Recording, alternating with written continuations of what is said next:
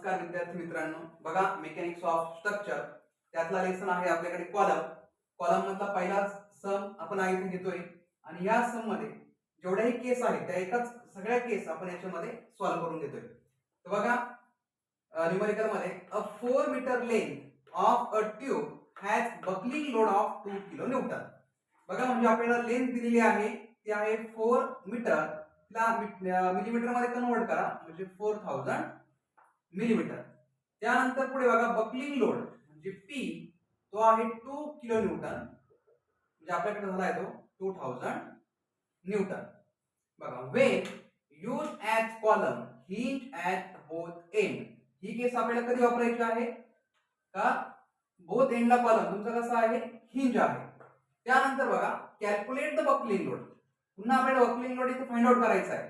4.5 metre length of the same tube म्हणजे 4.5 metre length असेल त्यावेळेस आपल्याला बकलिंग लोड इथे फाइंड आउट करायचा आहे.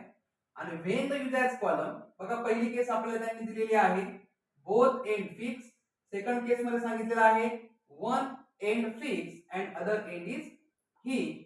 आणि थर्ड केस आपल्याला दिलेली आहे one end fix and other end free. तर बघा आता तुमच्याकडे लेंथ आहे बकलिंग लोड आहे आणि केस आपल्याला दिलेली आहे हिंज ॲट बोथ एंड्स. तर बघा युलर फॉर्म्युला आपण अप्लाय करू. लक्षात घ्या पाय square E into I upon effective length चा स्क्वेअर. बघा हा आपल्याकडे आहे युलर फॉर्म्युला.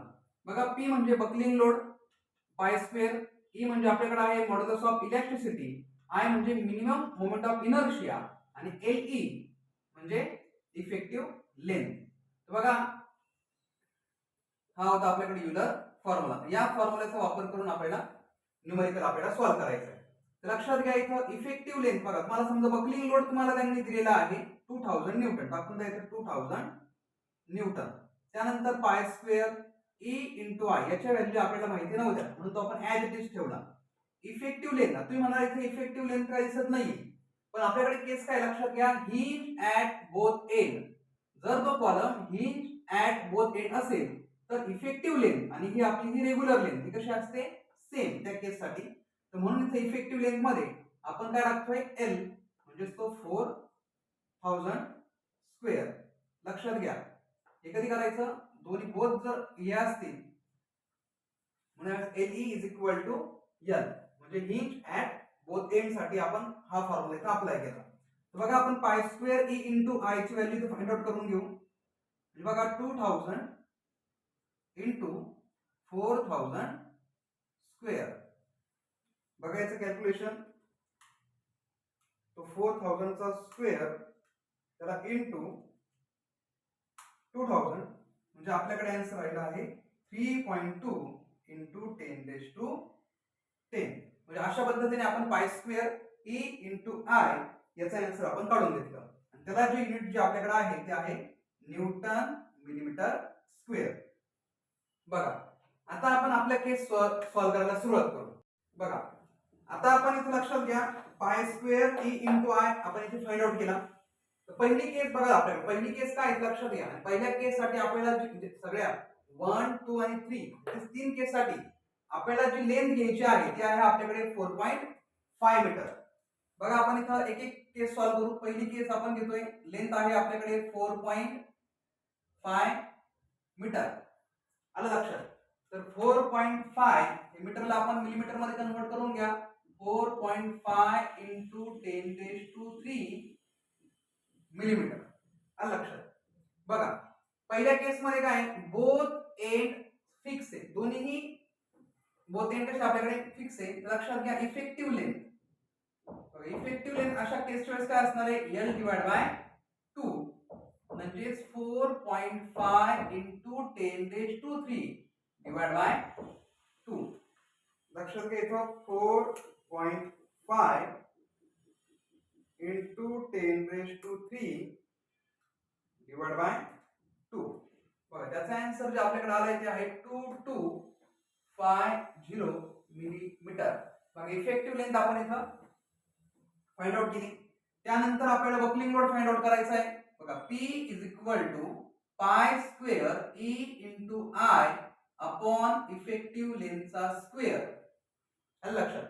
पाय स्क्वेअर ई इंटू आय त्याची व्हॅल्यू आपल्याकडे आलेली आहे 3.2 into 10⁻10 divide by effective length बघा 2250 ब्रॅकेटचा स्क्वेअर. बघा effective buckling load 3.2 into 10⁻10 divide by 2250 त्याचा स्क्वेअर. त्याचा आन्सर आपल्याकडे जे आहे ते आहे 6.32 इंटू 10⁻3 न्यूटन. बघा अशा पद्धतीने हा आपल्याकडे आला बकलिंग लोड. त्यानंतर बघा सेकंड केस. आता सेकंड केस मध्ये बघा काय one end fix and other end is hinge. तर अशा वेळेस इफेक्टिव्ह लेंथचा फॉर्म्युला बघा सेकंड केस साठी वन एंड फिक्स आहे आणि अदर एंड हिंज आहे. तर अशा वेळेस L/√2 बघा लेंथ आपल्याकडे आहे 4.5 इंटू 10⁻3 डिवाइड बाय √2. बघा 4.5 इंटू 10⁻3 डिवाइड बाय √2. बघा ती जी इफेक्टिव्ह लेंथ आपल्याकडे आहे 3.182 इंटू 10⁻3 मिलीमीटर. बघा आता ही इफेक्टिव्ह लेंथ घेऊन आपल्याला पुन्हा बकलिंग लोड फाइंड आउट करायचा आहे. म्हणजे P pi square into EI upon effective लेंथचा स्क्वेअर. बघा पाय स्क्वेअर EI ची value 3.2 into 10⁻10 divide by effective length 3.182 into 10⁻3 चा स्क्वेअर. बघा इथे अगोदर आपण हे खालचं कॅल्क्युलेशन करून घेऊ. म्हणजे बघा 3.182 इंटू 10⁻3 त्याचा स्क्वेअर करा आणि 3.2 इंटू 10⁻10 डिवाइड बाय आन्सर. म्हणजे बघा त्याचा जो त्याचा बकलिंग लोड जो आहे तो आहे 3.16 इंटू 10⁻3 न्यूटन. बघा सेकंड केस सुद्धा आपण इथे सॉल्व्ह केली. तिसरी जी केस आपल्याकडे आहे ती आहे one end fix and other end free. One end fix आणि अदर एंड फ्री. तर अशा वेळेस लक्षात घ्या तिसऱ्या केसला जी इफेक्टिव्ह लेंथ आहे ती आहे 2 इंटू L. बघा म्हणजे आपली जी काही रेग्युलर लेंथ आहे तिला डबल करा.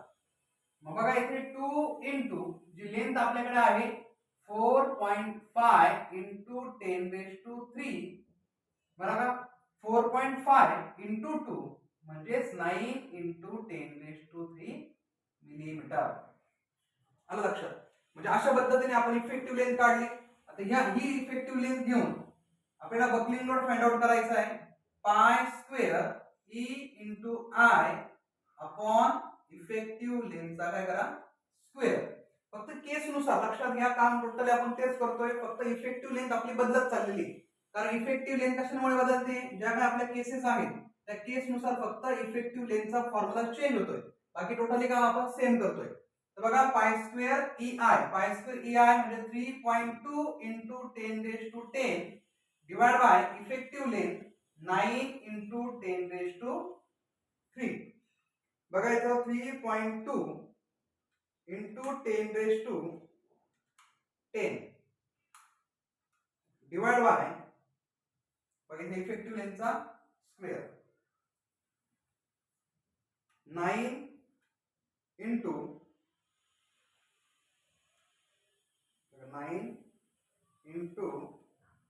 10⁻3 त्याचं काय करा स्क्वेअर.